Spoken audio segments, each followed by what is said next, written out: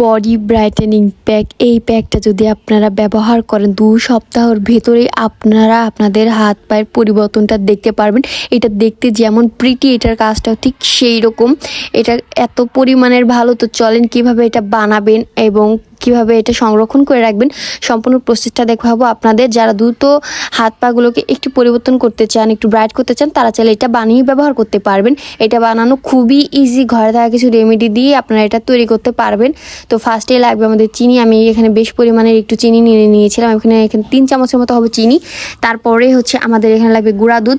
আমি এখানে 2 টেবিল চামচের মতো গুঁড়া দুধ দিয়ে দিয়েছিলাম। তারপরে আমার এখানে লাগবে মুসুরির ডাল।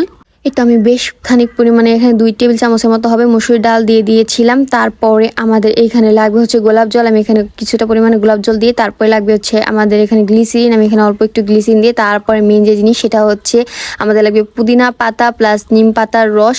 আমি দুইটাকে সুন্দর মতো ব্লেন্ড করে রস বের করে নিয়েছিলাম। তারপর সুন্দর মতো জাস্ট আমি এটাকে মিক্স করে নিলে এই তো আমাদের একদম প্যাকটা রেডি।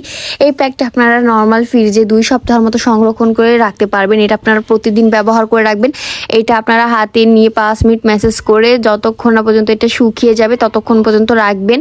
তারপর জাস্ট নর্মাল পানি দিয়ে ওয়াশ করে ফেলবেন। এটা ব্যবহার করার আগে অবশ্যই আপনারা সাবান দিয়ে বা বডি ওয়াশ দিয়ে শরীরটাকে পরিষ্কার করে নেবেন। আর এটা দেওয়ার পরে জাস্ট নর্মাল পানি দিয়ে ওয়াশ করে ফেলবেন। এটা কিন্তু অনেক পরিমাণের ভালো, একবার হলেও ট্রাই করে দেখতে পারেন সবাই।